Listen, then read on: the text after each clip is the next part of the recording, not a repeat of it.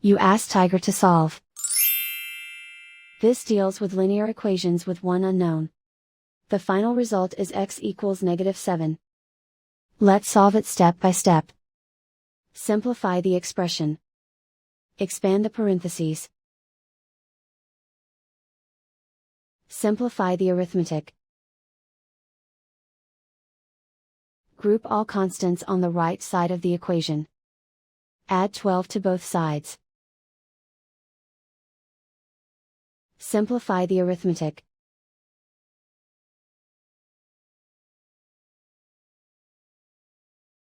Isolate the x.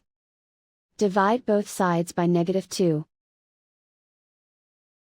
Cancel out the negatives. Simplify the fraction. Move the negative sign from the denominator to the numerator. Find the greatest common factor of the numerator and denominator. Factor out and cancel the greatest common factor.